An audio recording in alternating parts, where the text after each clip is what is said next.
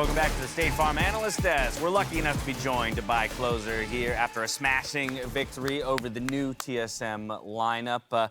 Don't want to dwell on the game too much, as it did actually seem fairly easy for you guys to kind of lock up. So more generally, how are you guys, 100 Thieves, feeling having crossed that that first round robin point of the summer split? We didn't actually play that good, but when the first round robin finished and I look at the standings, I'm like, oh, we are second. Like finishing top 2 will be pretty good for us in the playoffs. So I'm like, even if like we didn't play good and we still finished top 2, feels good, you know? Do you guys ever feel like that you guys are too maybe self-critical of yourselves? Every interview it feels like, even after a win, you know, critiquing your own play because obviously you know you want to be able to get back to that final stage and all these things. But I know you guys are a really self-critical team. Like, do you feel like that's the case? And do you feel like that's a bit of an issue?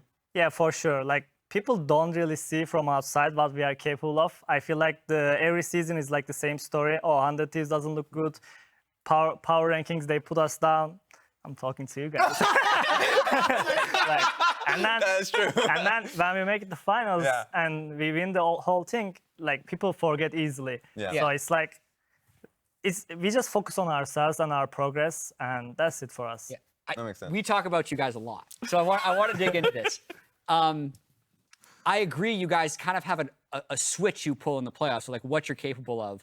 Yet, I think the reason that the power rankings are lower, or that we end up talking critical about you, is because I feel like you were actually a different team in the regular season than you are in the playoffs. Is that something that you agree with, you recognize, or is it just a matter of having like heightened focus in the playoffs?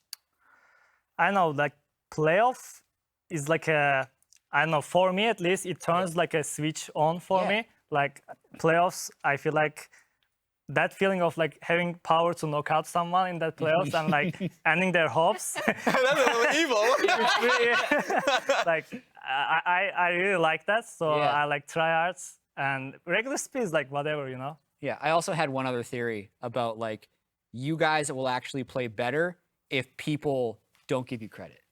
I like it, I think definitely. Like, as a team, we are definitely cocky. So if you guys tell us like, oh, we are good, we might get like cocky and drop a game. But if you are saying that like, we are bad, and then we come into the stage and like, you just don't know what to say, you know? You're like, oh, like 100 Thieves is randomly playing good now. Henceforth, no positive things will ever be said about 100 Thieves ever again. You're welcome, Closer. Also, if you beat EG tomorrow, Dash will have to do like 10 minutes in like a garbage can full of ice water. Wow. It's like, true. As a segment, It's true. Okay, it's we have true. to You make got to that be EG tomorrow for that to happen. Emily, what do you got for him? I was gonna kind of combine the two, because you have you're agreeing with Raz and saying like you guys are really self-critical, especially like individually. When I talk to you, you're always really focused on like, oh, I made this mistake here, I want to improve. But then also with the regular season, it's like, you know what, a switch flips in playoffs. So how do you take your in-season results? Like, how much do you take away from the actual results, and how do you continue to improve as a team internally? I mean, like, for example, last week against FlyQuest, we tried like the Gragas Yasuo thing. And then I don't know, like I'm playing Trundle today for some reason. Like I'm tryharding this much to win. You know, like just pick Lee Sin Viego and have fun, get some highlights, you know? Yeah. So like regular split games, I think it's a really good experience for us to just get that stage experience, because when we played like the Senna Gragas thing in scrims, like we were fighting a lot, games were over 20 minutes. And then in FlyQuest game, we are actually not doing anything, we are farming. So all these things are experience for us, and it's really positive. And yeah, I like it. I wanted to follow up with you just on what your experience has been with being on a roster that has actually stuck together now for quite some time, because that's a pretty rare thing to find in League of Legends as a whole, but also here in the LCS, right? Usually split over split. We're seeing most, if not all, teams make some change somewhere within the roster. And 100 Thieves, from last summer through to now, you guys are still riding or dying with the same 5. So just for you, what's that experience been like in terms of growth? Has it solidified an image for you of what you think the team is capable of? What are the advantages to being able to be together for this long? Yeah, I mean, the advantages are pretty good. For example, when I see FBI in the morning, I can understand that scrims are doomed sometimes, because like, if he doesn't sleep fine, I know what's coming that day. I mean, it's pretty fun, like because we know each other. We are pretty close right now, and like some problems are easy to solve. Like we know how to act and how to not act against each other, and we just know what we are capable of. So it's like regular split loses, wins, like doesn't matter as long as we are prepared for playoffs. I have a really quick follow-up to that, because when I talked to Huhi all the way back when he was a mid on CLG, one of the things he brought up that was a strength of that team, that he's also said is a strength of your team, is the fact that you know each other so well that you can actually give like really pointed feedback. Would you say that that's true? Yeah, for sure. I feel like reviews are really productive. We have a really good coaching staff. Even when we are losing or winning games in stage, when we go back and review, we learn a lot. I feel like that helped us when we won the split 1 year ago. Yeah, I feel like that's our strength. You got one final thing here, Rez? One final thing, just kind of quickly talking about how, you know, your 2v2 and just working alongside Abbedagge. Because I feel like he's been the one you've stuck with for the longest period of time. And when you came into North America, you went through quite a few mid laners. And I know that's usually really difficult for your own kind of growth, having to like constantly move between players. How has it been working with Abbedagge for this long now? He's my really good friend. I think this past weeks he really stepped up a lot. I know that he's very good. So playing with him is really fun. Like who doesn't want to play with a good mid laner, you know? Like jungle without teammates are useless anyway. So thanks Abbedagge for being good, and hopefully he'll keep smurfing. Hell yeah. Keep smurfing. That's the way to do it. So we got Cloud9 Dignitas ahead of us. And Jad filled you in a little bit earlier about a little game we played around EG and how dominant they've looked. Basically, if we can show a shot of the telestrator here for Cloud9. Yeah, run over there. But basically what we did is we took a look at EG's next 9 games, and all of us tried to predict which team would be the team to take them down, if any. Wanted to do the same thing for Cloud9 because Cloud9's an interesting team. With that roster swap, I'll switch over here. It's kind of hard to tell how good they really are through the first round robin. So we're trying to evaluate that by looking at who they might lose to. Yeah, it's basically like, with how strong we think they are now, check mark if they'll beat the team, X if they'll lose to the team. Because you're talking about like top 2 in playoffs, which matters a lot. Yeah. Cloud9's 4 and 5, so they'd have to really step it up. Yeah. So I think I'm not going to get too many. They'll probably beat Dig. Everyone agree that they are favored here today? Agreed. Yeah. Okay. This is a democracy. We got 5 votes. So I love it. I'm going to say yay on Golden Guardians. Yeah, like they'll beat them. They should be. I think they'll beat. We're all in favor. This one's spicy. I don't know, man. FLICKR has been looking I think so they good. drop it to FlyQuest. Closer said it. Okay. Yeah, You two, Raz? I think they will lose to FLICKR. I think they'll lose to My Fly. vote doesn't matter. Okay. TL. Boom. There it is. I think they lose to Okay. TL. That's already 6 losses. CLG though. Luger, the Turkish power, like they will lose to. There was no delay there. And you know what?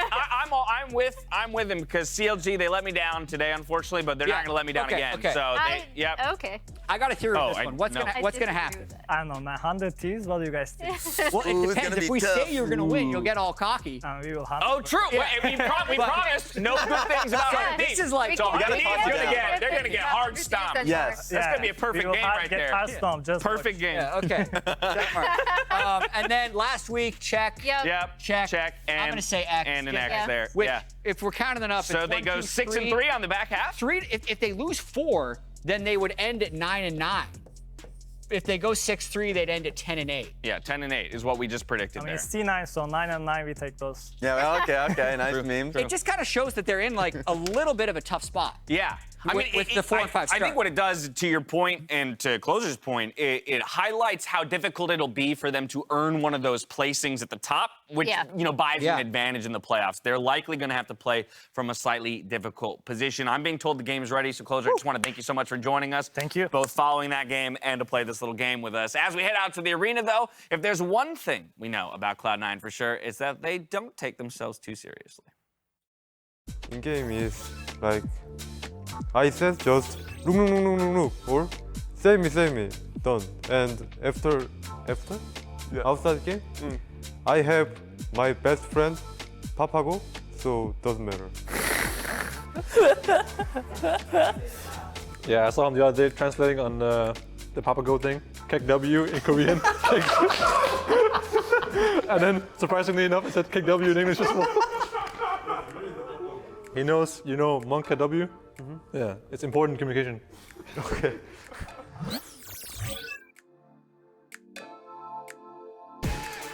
That's great, and I'm actually very impressed with how quickly Berserker's English is getting actually great.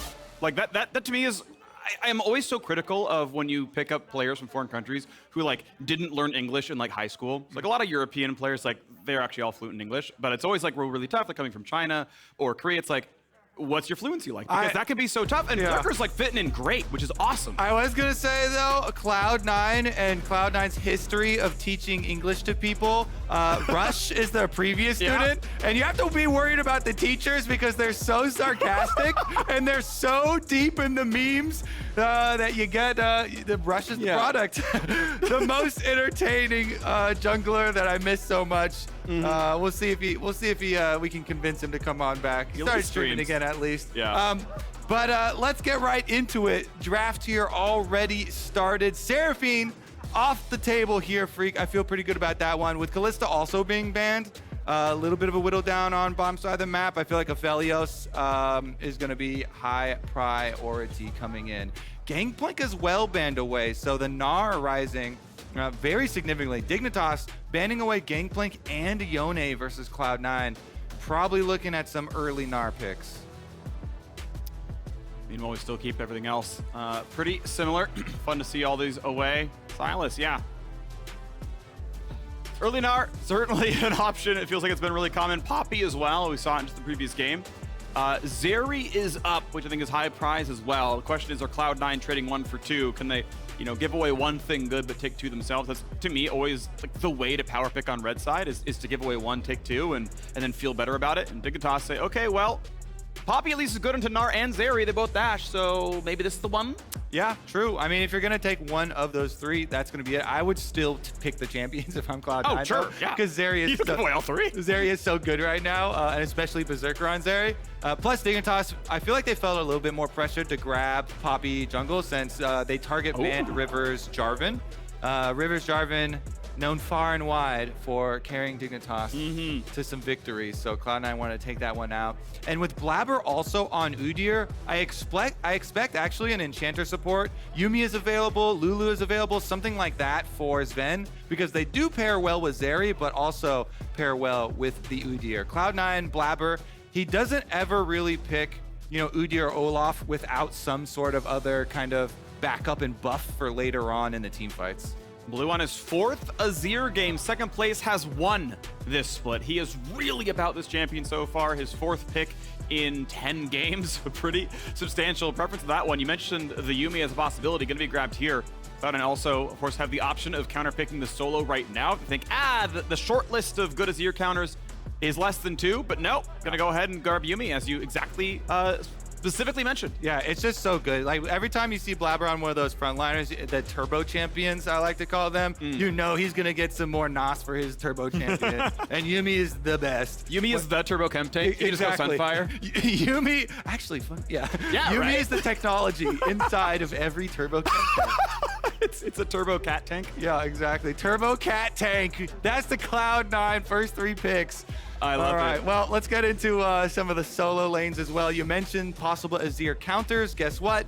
By investing in the Yuumi early, because it just pairs so well with both the Zeri and the Udyr, it's going to have to give up, the most common ones. And Jensen specifically is a mid laner that people always kind of levy these like champ pool criticisms at, because he puts a lot of games in on some very important control mages for mid lane, and a couple kind of fringe melee champions, but does take him like a while to really add a new champion to the roster. So they take out the LeBlanc first. You could follow that up with either the, is Yone banned already? Yes, Yone, they already took out the Yone, so multiple hits already to possible Azir counters. I like it. So I want to see, I'm gonna bring it up every time, I want to see Mordekaiser. Tough thing is you have to blind pick top lane Mordekaiser, but here's what you do. You want it against the Yuumi, right? Yes. So Dignitas, what you do is you put Poppy on top of Udyr, and then you Mortal Udyr. Yuumi gets knocked off. She's inside Poppy W. She is not allowed to survive. She will literally always die. I like it. And if Blaber ever delivers Zven to the front line, Zven just dies, and Mordekaiser goes 1v1 Udyr. Like, he's fine. So the lane might really suck, but you really stop team fights. I'm actually super down with it. Every time you see something like this, Mordekaiser is an underused like combo breaker champion. Definitely very good at that. It reminds me of like the Fnatic days of picking at bottom to try and break apart Garen Yuumi synergies. Yep. Meanwhile, though, is going to be support first. You still got a chance, Phreak. He wants to blind pick top for Gamsu, right? I mean, this man is kind of constrained to playing weak side so constantly for Dignitas. He's been left very alone. And he will probably do it again here on this Gragas. He'll probably go AP as everyone has been, but they're going to leave him alone and play for bot side because Jinx Rakan certainly has some playmaking available. Ooh. Nah, it's Gnar. All right, so we were talking about Gnar at the beginning of the draft. Takes the entire draft, but still going to be pick ban as far as top lane goes. Just so many easy or neutral matchups for him. Yeah. Looks like it's going to be the case this time around. A little bit of extra possibility of burst damage for Gamsu. I love the trend of the AP Gragas from top side. See if they can actually get high value out of those ults. It's such a skill-intensive top lane champion there for the Gragas because the angles for your engages later on are so critical. Really do mean the difference between success of these team fights and the failures. But Gragas and Azir plus Poppy, a lot of push around power here for this Dignitas squad. Yeah. They can definitely move enemy champions. They really can, and it's going to be fun to watch for. Fudge, his first Gnar of the split, despite his priority. He's actually been on other stuff, Fiora and Gangplank, picking up the lion's share of his picks. The Cloud9 coaches leave the stage. Let me see if C9 keep that pressure going. The call was, yeah, of course, Dignitas are playing remote, so I like the air fist bump. It's a nice move. Maybe it's like beginning of a dance or something. You start kind of with that and you move around, do some shadow boxing or something. I don't know. Get some boy band dances, some K-pop dances going. A little bye at the end. Exactly. All right. Cloud9 versus Dignitas, baby. And Dignitas, we talked about TSM being in the 8th place spot for that playoff range. Dignitas is just outside. They need to rack up wins. They need to get them now to get into that playoff range. And we'll see what kind of form these teams are in. Dignitas hoping to improve. Of course, roster swap is in, Spawn pulled up. Now, while Cloud9 have looked a little shaky here in summer, Fudge is not afraid of his fellow returning top laner, Gamsu. I'm pretty confident against Gamsu. Although we lost against Immortals, I think that if I'm playing any skill matchup against Gamsu, I'm just going to beat him. And obviously, we've shown that we can lose to anybody. So I'm not going to say that we will shit on them, but I do think I will shit on Gamsu. I like that. He's only taking ownership of his own play. This is a true hardened League of Legends player. That is some solo queue mentality right there. I don't know if we're going to win the game, Phreak, but I am better than my opponent. Yeah, we'll see. 3 of them going to roll around. Crab's going to spawn. Who knows what's going to go on with Blaber's mind? I did want to... The ever-haunting Crabber. I know. I did want to take a moment, though, to talk about Dignitas Spawn getting promoted from Academy, because this is huge. It's such a huge chance for him.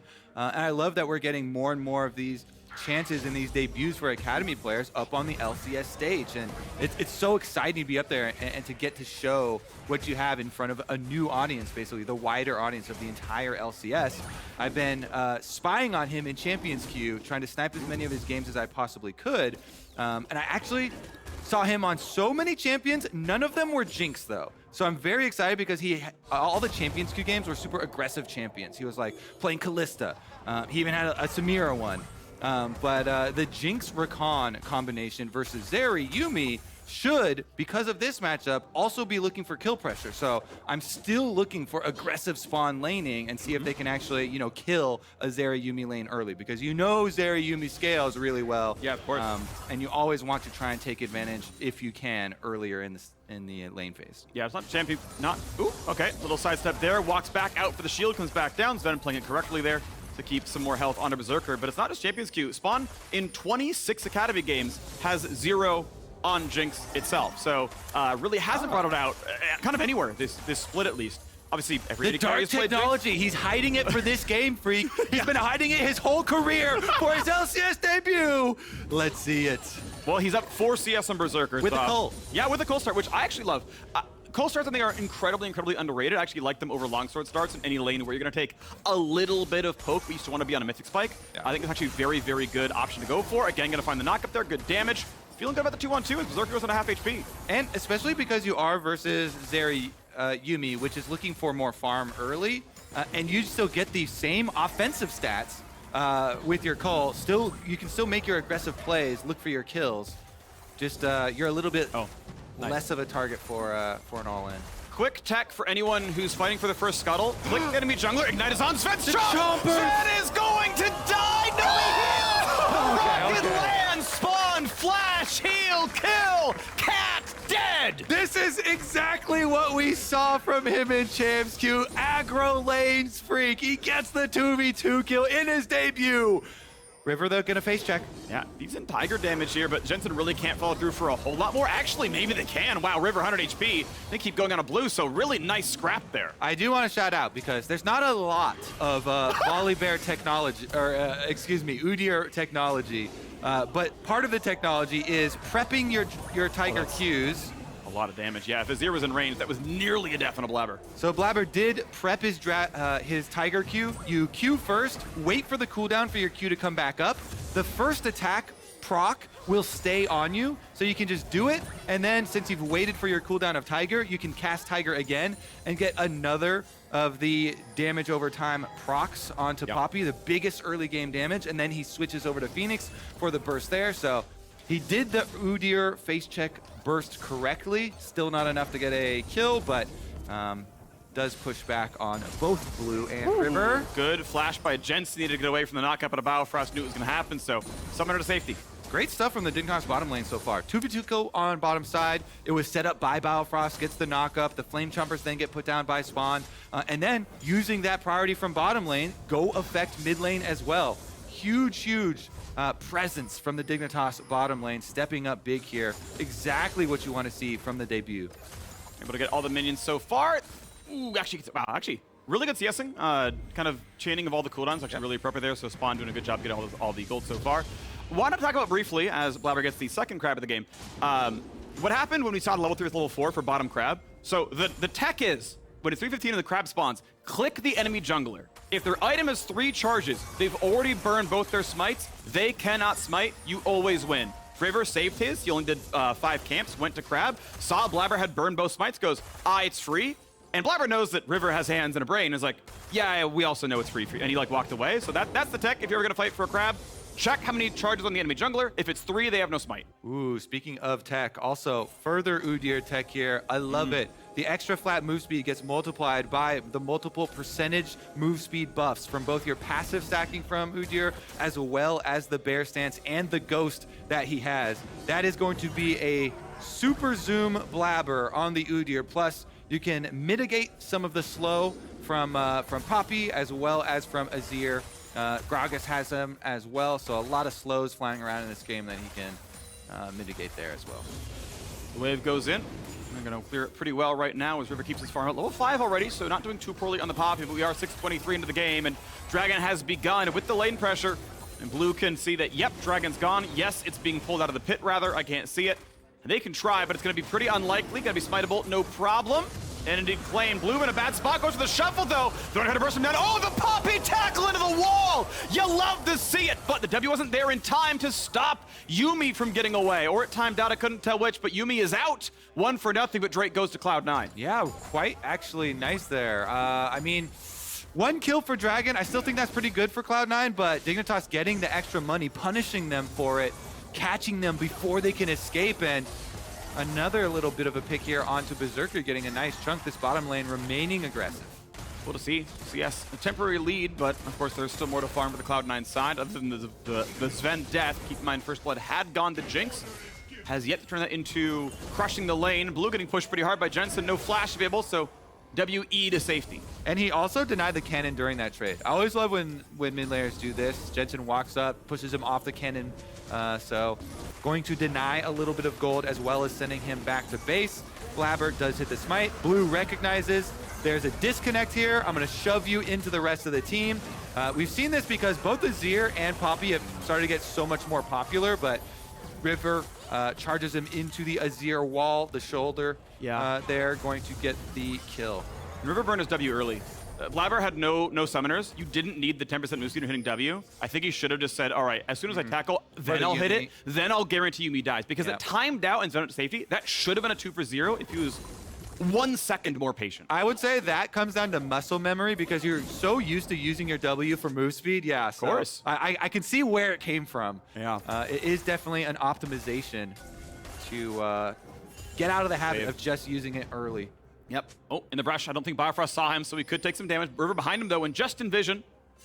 And in fact, we'll never see that Udyr. So, now he does. Okay, missing ping on the bottom right brush. Indeed, a wild Udyr running through the brush of our jungle. Can't really catch him because he's got speed boots on. River gonna go for the inside track on him. Sees blue is alive. He's not gonna race the Udyr, he's gonna outthink the Udyr. He can't sneak into the brush, I don't think. Yeah, but he plays around the wall, and I believe he would have seen blue move, so he knows that he was on it. Smite Q, nicely done. It was down for Blaber. And now River gets to go for a little bit more. The blue buff is his own mid laner coming around as well. This one, no smite on either side. Now it's back for Blaber now. Walks away regardless. Little yoink there for River. Outsmarts the Udyr. Able to slip around and yoink the blue. Not going to really mean much, though, honestly. Blaber's just fine, continuing up towards top side now, off of Wolf camp. He can go probably clear out Control Ward around Rift Herald. This is the first game where we haven't had the early focus on lane swapping for the Rift Herald. Is just going to remain there in vision. Right. Yeah, we saw cool tech out of both EG and 100 Thieves, where at 8 minutes, mid and bot recalled, and they had a full-on lane swap. And that allowed them to easily play the 4-on-4 for Herald without really taxing lanes in any way. I always expect, too, when you have champions like Trundle and Udyr that really can focus on PvE, the neutral objectives just get kind of chain started. This one, leashed by Blaber, but because Jensen lost priority of mid, got pushed in by the Azir, just walk it out. Rift Herald is also really easy, by the way, to draw the patience out of. So it's pretty effective to just start it up, and then if you don't have priority or if there's happens to be vision from your opponents, you can just leash it over, draw the patience out, and full reset it. River's happy to go find it back in its alcove there, as we do have the bottom lane recall that we were talking about just quite a bit later into this game, and Dignitas will pick it up. And you see that there's no contest, so everyone recalls to get their items online. We'll see if it's a mythic all the way. Not quite, just the cloak here and a control ward, so maybe 500, 600 gold shy of finishing that one up. Spawn was able to get perfect CS. I think the Cold Transform would have just been enough. It would be hard to get 100 CS at 1030. It's possible if you never drop a single thing, but not realistic even for pro players, honestly, because you are going to scrap sometimes. There isn't always space for it. And he's going to go ahead and walk back. But yeah, as soon as he finishes the Cold Transform, this will be on Mythic, and he'll feel pretty good about it. Similar spot here, of course, for the Zeri as well on 99. Yeah, going to do a similar thing.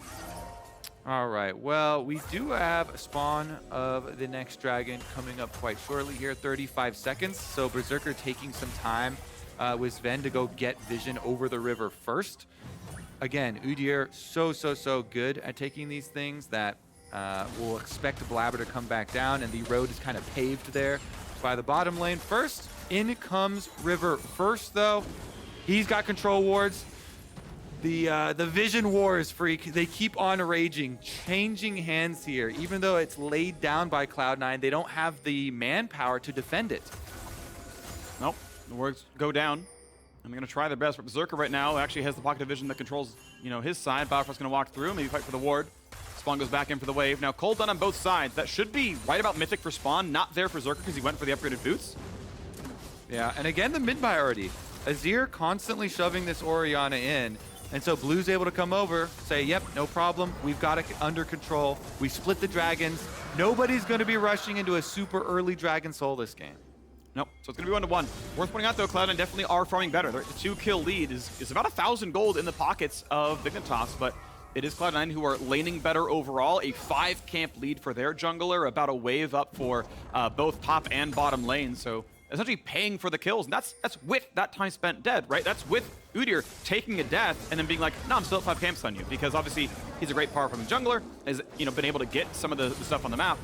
We're also going to wait to see where the Herald charge comes in, because Dignitas have another 300 gold waiting to come in from hitting one of these turrets. Now mid lane will go to half. It will go down to the last 2 plates. That is a reasonable option. Herald 2 will just outright kill mid turret at that point. So we might see that one come through, especially if they think they get Herald 2. Yeah, and especially because this game is going to come down to 5-on-5 fights. Both teams are built for it. do expect extra value if they're able to get it towards mid lane. Blue's kept up constant pressure with this Azir, and again, now he's got blue buff advantage over Jensen. Now shoving in another one. One turret plate has so far taken. 1 minute left to try and get that Rift Trail down and get full value. Get that turret plate money. Looks like bot lane's gonna be the play there. Biofrost and River are gonna run through a ward. Berserker just gonna be fine. Lands a bit of a slow. Good trade out from Fudge. Says he was gonna, you know, I'm gonna paraphrase, crap on top lane. He's got a CS lead. But otherwise, like, does anyone care that your top lane is up 12 CS on a Gnar? Yes, Fudge cares. Top laners care, Phreak. I guess he's... Top laners care! All right, well, one plate split. Spawn would have loved to get one more attack on that turret to get another 160 to him, but was taking actually one auto attack. He's got a Kraken Slayer. Maybe this wave, but Blaber's waiting behind. Oh, he's trying. They're going for it. Berserker doesn't go for the dive in. Maybe could have tried for the jump in with Yuumi. They just run as fast as they can. These too dangerous. This is a really good toggle by our observers to give their vision for red team. Yeah, they don't have vision of the Azir or the Poppy. So that highway, that ganking river. Smite fight. 900 is the number. Phoenix Smite auto. That's really well timed by a Blaber. Knew the numbers. That was going to be enough. Biofrost slowed up. And here comes the Turbo Cat tank. A shuffle backwards. Oh, the shockwave was beautifully timed. Jensen makes the kill happen. Blue needed to flash that one, but here comes the TP, and it's just a safety. Yeah, he doesn't want this one. He actually flashes out of it initially, was afraid of the bear slap. You're gonna get a knockup out of the support as well, but Biofrost needs to jump back. They will stay alive, but it is all Cloud9 here. Top lane Fudge says, hey, I'm winning a 1v0 lane. You're afraid of me, buddy. Even though Spawn leads the FTX total gold, it is Cloud9 in the lead as a team. Yeah, that was a classic TP that sucked, Phreak. Yeah. As far as giving extra priority over to Fudge, just pushing in on top side while having to blow flash immediately since they already got the kill onto Azir. We see the combination. That's why we emphasize when we see Blaber on these champions, it's always going to have some extra juice to it somewhere else in the composition. Zven jumps right on that bear, and immediately they start forcing cooldowns. They pick up kills. Rip. He was doing his own recall. He got stopped by Orianna. He's like, I could do that. He can't. Yeah. Jensen did it better. He's out of there immediately. Meanwhile, though, Biofrost gonna get chased out of the attempt to take his control ward, baby. Those control wards are precious. Defend them with your life. Good luck. Yeah, good luck. They take 4 hits to die. They're the Yuumi of vision, I guess. Very true, very true. Of course, the control wards are more vulnerable because they cannot jump on champions. Yeah, they're visible at all times. Their health at least both regens, so there's like some similarities there. Do want to shout out Jensen as well for the shockwave following that one up. It's great. Being able to get that after the disengage ult for blue, so Jensen earning his place there, earning that kill that he's able to pick up for Cloud9, and the time away from top turret definitely hurt Gamsu and Dignitas there as Fudge is really working down top side. Yeah, for sure. He's doing really well up there. Still about a 1,000 gold lead for Cloud9. I think there are more similarities between Yuumi and control wards. They win games. Solo queue players hate them. At least a large portion of them do. But, you know, valuable part of the game. If we were playing Family Feud, those would all be up there, Phreak. I agree. Those would all be audience answers. Dive coming in hot. Show me similarities. Here we go. Blaber going for the dive. Mega Gnar as well. The stomp into the wall. Oh, the CC is there. At some point, Gamsu's name reverts to actually Gamsu. Fudge drops the aggro. Blaber trying his best. Hit the turret. You gotta be kidding. Oh, body slam missed. That might have been the kill. Rocket. Oh, fancy feed is in. Is it gonna be enough though? Blaber cutting the wave down. Gamsu, does he have a good way out? Keep in mind. Oh, yes, baby. Let's go. Nothing Gamsu to 1v2. Nothing beats body slam in League of Legends, Phreak. Nothing beats body slam. You see that Gragas coming in. He's going to guarantee the empowered auto. Great stuff from Gamsu, but Blaber tried to Phoenix auto the turret to get the splash on him, and the angle was off. Did not get the splash onto him, plus not able to get the auto onto him. So Gamsu lives to get the kill himself. Yeah, his tower goes down, but what do top laners care about, Phreak? Kills. Let me tell you, it's all about the kills, all about the 1v1s. And he was able to acquire that. Yeah. Does this now count, Fudge? Did you beat top lane or top laner play your jungler? He said he couldn't say for the team. He can only speak for himself. Yeah. I feel like you're down a kill though, buddy. You know, I feel like Gamsu's got a kill on you, and not my fault. All right, blue buff gonna get taken away though. He can make up for it. Yeah. Oh. What if he casts this though? Oh, that was a really nice one. Fudge times hop with the hyper proc and gets the damage just in time. Nice attempt by Gamsu. And now second Herald going to be a possibility as well. Biofrost forced to jump away. Going to be in cooldown for a bit. And I don't see a way where you steal this one out. So it's going to be claimed. Nice smite. Blaber will claim the second herald of the game, and that means they will not get the successful charge elsewhere. Bot lane outer was traded, not first turret gold in itself, but we did get solo gold on a spawn down there. All right, second herald, actually, I think underappreciated as far as pushing power goes. I mean, speaking of pushing, though, Dignitas, they don't even need the herald. Good chunk of damage onto that mid turret. Wow, Cloud9 pick it up. I feel like Biofrost could have gone for maybe a charm W. Like, Berserker was fully alone, 1v3 under that. Yeah. All right, let's take another look at this dive. All right, Fudge about to transform into Mega. Blaber coming in. Gamsu focused on the wave, so good job by him. He annihilates the wave. Fudge had a good combo here. They stun lock him. Bear stun, perfect timing as well. The body into the slow, though, means Blaber couldn't get up to him. He gets the Bear regular auto, then autos the turret, so the splash went crooked. Also couldn't get the extra damage onto Gamsu, and you know how it ended. Charge up the W first, so your empowered auto's ready, and then you just body slam in to guarantee you can get it off. Yep. And it was a nice try. Like, Blaber autoed a minion with Phoenix at the right time to get damage across. It was the pass that healed him over lethal threshold, and then, yeah, the rest of it landed. So, I mean, some smart plays in everyone. I don't think Blaber was in range for an auto otherwise, so kind of the best he could have done, but still really impressive by Gamsu. Super heads-up play. Coming away with a 1v2 with a kill is definitely impressive. All right.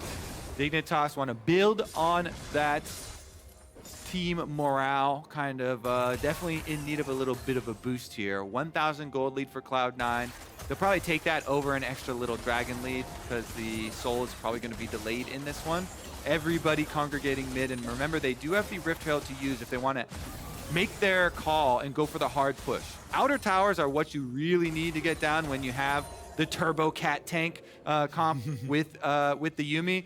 Once you get these suckers down, then the Udyr chase really threatens your backline. If they can eliminate these, open up more space for Udyr to run through and get that Yuumi combination ult coming over, that's when you get to just burn Jinx flash on cooldown, basically. Just run at her, force the flash with your Yuumi ultimates. And here we have it again. Blaber back under his tower. He's going to be the Yuumi recipient from now on. Has Sunfire going towards, I believe, Frozen Heart. I believe there's no extra cloth armors in a Randuin's, so I believe he's definitely going for the haste and the attack speed. So let's keep in mind he's against 2 auto attackers, so very valuable in this one. Landers is through. Healing Cut also in for the Azir. It is still, of course, an 800 gold size to buy the item, but it is relatively stat efficient, and they don't think Rakan really has the space to stop going towards a Shirelia's in order to make that one happen, so it is going to be on him. I think, honestly, best option they could have gone for. Poppy's not always going to land stuns on the right guy. There's mid-turret down, so gold lead worked back a little bit as Dignitas find their second turret. Meanwhile, we've got a farm bounty on Fudge. 200 farm bounty already acquired with the extra 30 CS lead he has over Gamsu. Yeah. Plus a lot of the turret pushing power that he was able to exude. Now, second item, Wit's End, he's invested that money into. Definitely a decent amount of magic damage here with both his lane opponent, Gamsu, being AP Gragas, but as well the Azir, of course. Shirley does come through, so we do have that Mythic online. We're going towards Lord Dominic's third. And I don't know how you feel about this, but this is how I've always thought about it as a jungler who's looking to kill the enemy AD carry. If my opponents are running double solo lane AP, then I actually love investing in magic resist like Fudge has done here and just saying, guess what? My flash is my armor. My flash means I'm going to kill the enemy carry, I'm going to flash Gnar onto him, and then there won't be Jinx damage that I'm going to have to worry about. Yeah, love it. And I've got magic resist for everybody else. Yeah, and meanwhile, spawn went Lord Dominic's anyway, so would have been less valuable regardless. Yeah, I actually am a big fan of the build. When you are against a full mage, this isn't, you know, tank Gragas. It's like, hey, he does magic damage, but I don't care. It's like, nah, he's building AP items every slot. So you're going to see mid lane turret drop as well. Cloud9, will they kill it beforehand? Not just yet. They evict one. There's the flash follow. They're going to get that one, no problem. A shovel back. And the charge will land, but no one's going to get local turret gold, I believe. Fudge spot on the sides, but not going to be jumped on. So a 1-for-0. Berserker is down. Mid lane turret trade back. Yeah, huge stuff there for Dignitas. Great move to assassinate Berserker. He cleanses, but he doesn't flash. He goes down instantly, and Dignitas, they, well, 5v4, it's a contest. Teleport behind them. They're even going for more here. Dignitas. And that means they believe, yeah. Fudge was building Gnar, playing the mid lane wave to get his bar back up, but no, with Gamsu on a flank, they're going to lose 3 if they stayed. So nicely done. Soul point for Dignitas. So big for Dig. Because Phreak, the biggest part for me about getting these towers down is actually the local gold. So you deny that, even though you give up the outer tower, yeah, there's a little bit more room for Udyr to try and run people down with. I think that is win-win for Dignitas. 2 kills onto spawn. What a debut from this kid. Huge stuff from him so far. The lane 2v2 kill, really building up to be this big mid-game carry for them, and retaining both summoner spells is in the place to do it. Definitely capable. I want to share his credit with Biofrost. Again, not to sell Spawn short at all. He is playing really well, but I think Biofrost has been great his entire return, right? Took that year off after the TSM flop at Worlds, and I feel like it's been banger after banger from that guy. Like, he is really still a very, very good support. I know many players will say laning phase is dictated by your support. I think so much of the time it really is. I feel like he landed every single... it's dictated by support and matchup, to be clear. But yeah, again, Spawn playing it really well, but Biofrost to me is just like such a powerhouse on this team. Always really nice to see players get another crack at it too. You know, players returning from a break. Definitely were a lot of skeptics at first, and he has proven them wrong. Huge stuff. Even Jensen, right? Took his year off, and he's the best performing player right now in this game because he got them the 1 kill, the really well-timed shockwave. I think Fudge is doing pretty well for himself. He's doing pretty well. I agree. Took a break from top lane, came back. Oh my God. 45 CS lead top. I mean, it's all returns here. We're mending right now. Is River going to be taking a stun, a slow back though, and Blaber, yeah, he's still running around fast. There's really no way you stop him reliably. Frozen Heart is done. And we know that Baron is alive, and Blaber will fight for the wards. All right. Everybody in this game for the team fights will be looking at that Jinx.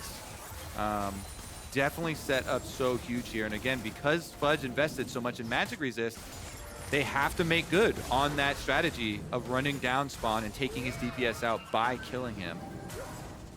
See if they can get any cooldowns early.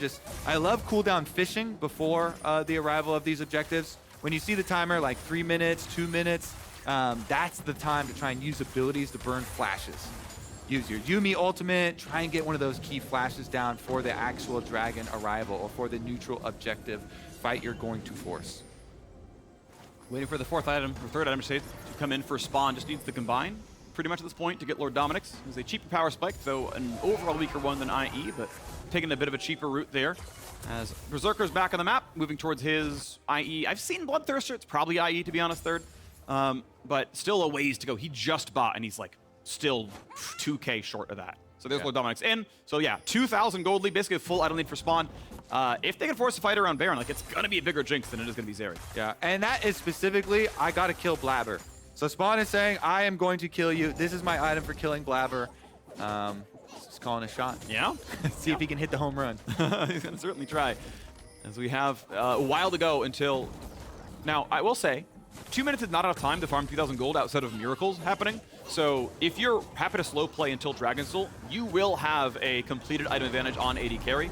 Mid lane wise, not sure where the power spikes are. Void Staff, probably not going to be done in time here. Jensen going to come in with another play on the bottom side. Big damage towards Gamsu. The chunks coming across. Here's a shockwave as well. Body slam. Cass going to bring him back in, but the wave is not gone. Everfrost will not land. A pretty clean dive by the Cloud9 solos. 1-0. Yeah, great timing there on the chain of CC. And as you can see, there's nothing on the map that Dignitas can threaten on the other side. So that's just a good call from Cloud9. Trailing split push is huge success rate here.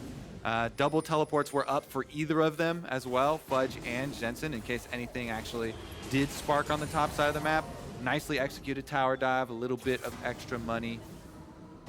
Also, actually, it's not going to have huge ramifications. I think the cooldown for this Gragas ultimate actually gets there in time for the dragon arrival, so we'll see. With the flash available, Gamsu does have the possibilities for redemption. Again, Gragas can have such a huge impact on these team fights if you get a great body slam flash into Ask.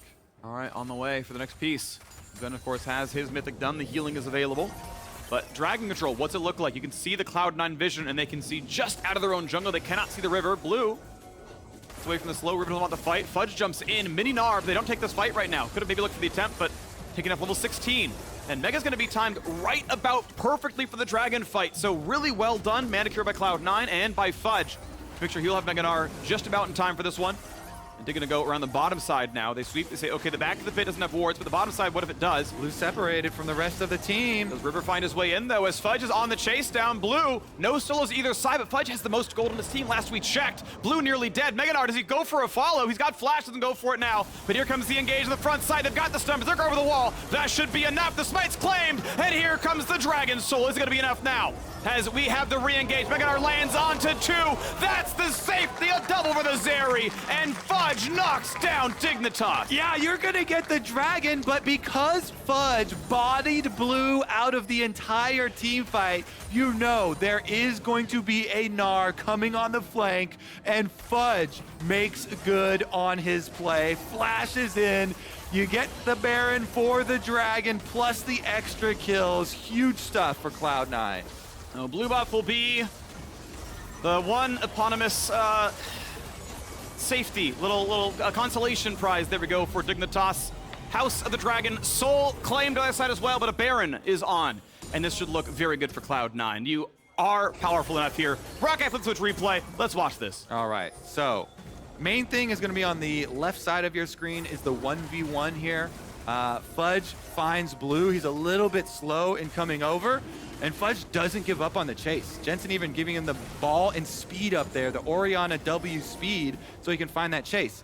Meanwhile, right side, as you're talking about, the Dragon Soul Smite, pretty big in this one, and it's a River ejection, another Poppy ultimate, just ejecting the enemy Smite to secure it for yourself.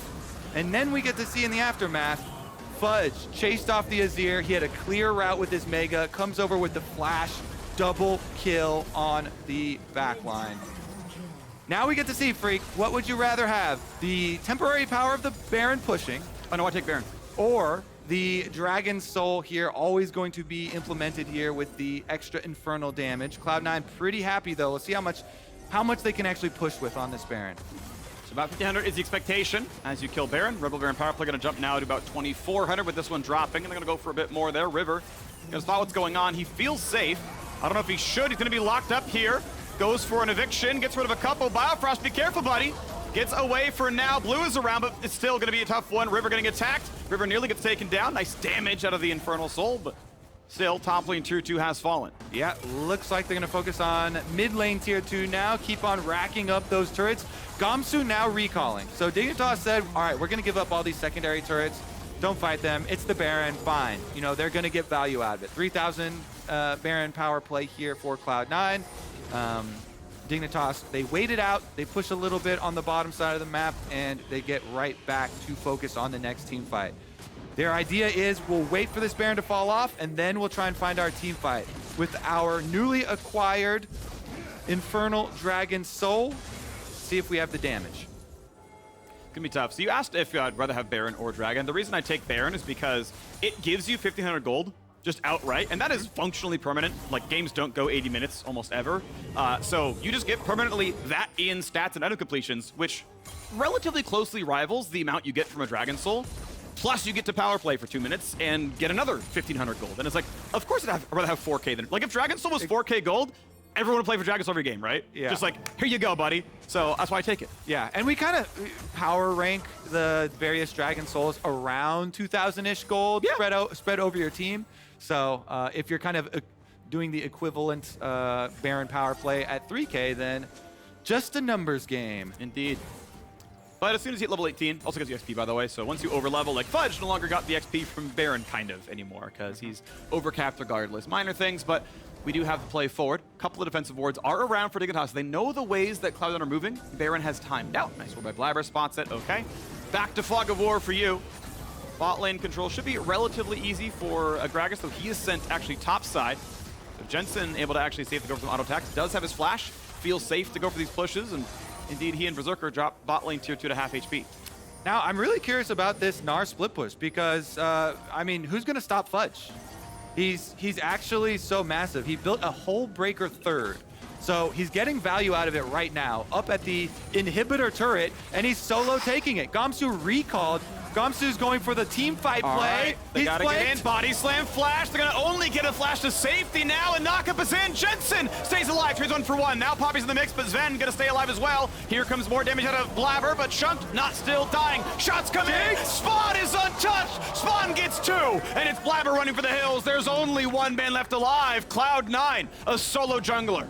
Gamsu sacrifices the inhibitor turret for the flank play for the team. They get the kills for now. See about the chase down. Blaber is definitely a very fast, and he has the move speed boots with the extra slow reduction. Nope, he's out of that one. Blue Smite was enough to get away. Doesn't get body slammed at all. Push onto the bottom side here for Dignitas, trying to get as much value as they can out of this power play. Great engage there. Spawn was down to 100 health, by the way. He almost got chunked out, but he stayed upright, used the flash and the heal there in this team fight. Let's get another look at it.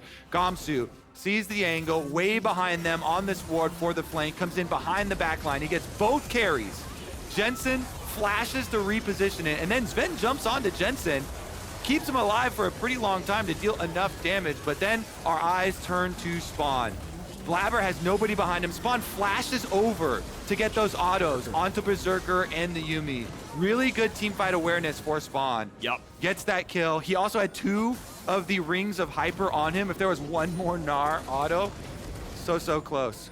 Elder Dragon coming up right now. 3 seconds ago, you see 5,000 out of the rookie AD carry in his LCS debut. Spawn, as the Dragon does its own. See if he can win another team fight for the squad. 3.4 thousand, not massive, relatively close what you put Dragon Soul at. Is it going to be enough, though, is the question.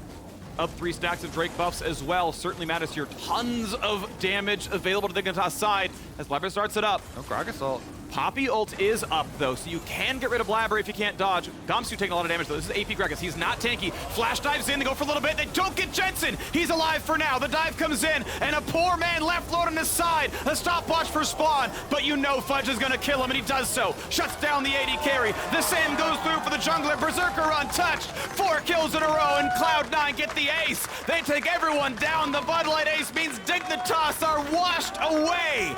Cloud9 may have had to fight for it, but they take what they need. They take the win. Dragon not required. The base is what they will claim. Cloud9 go 5-5. Team Turbo can't take Phreak. They're on to the Nexus turrets. A clean ace for Cloud9. The Nexus turrets fall. Dignitas stays in 9th as Cloud9 claim the Nexus. Cloud9 claim into the victory. There's not quite enough burst with no Gragas ultimate, not being able to find the all-in there. Berserker and Jensen stay upright after the Azir sweep. Blaber's able to run around the wall, stun the Azir.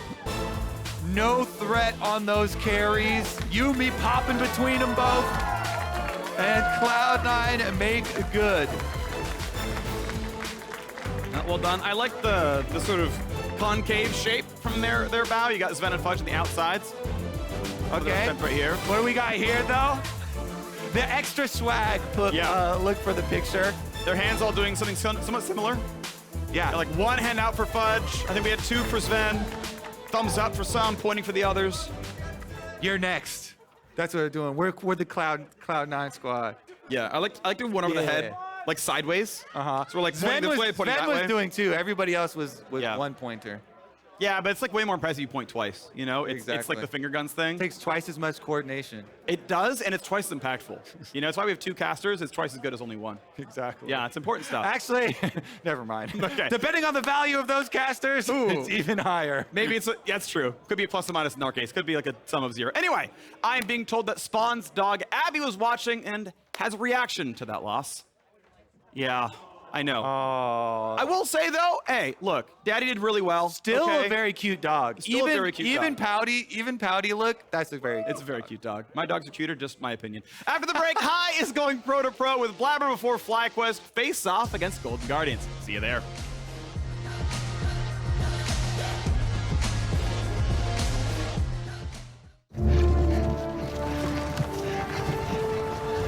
I call it the wheel.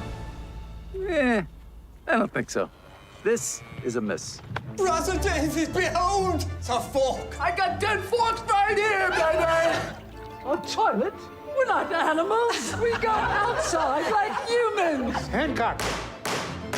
No king. The people shall have the right to vote. Even the stupid ones? Yes.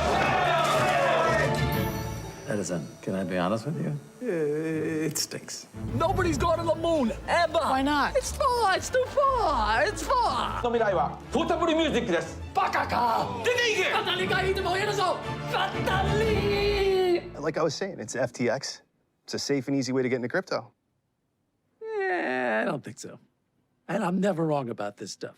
Never.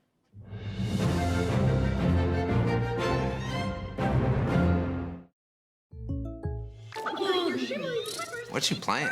A very serious game, but these in-game purchases are adding up. Oh, State Farm has rates to fit your budget. Mega Sparkle! Like a good neighbor, State Farm is there. Call or click to get a quote today.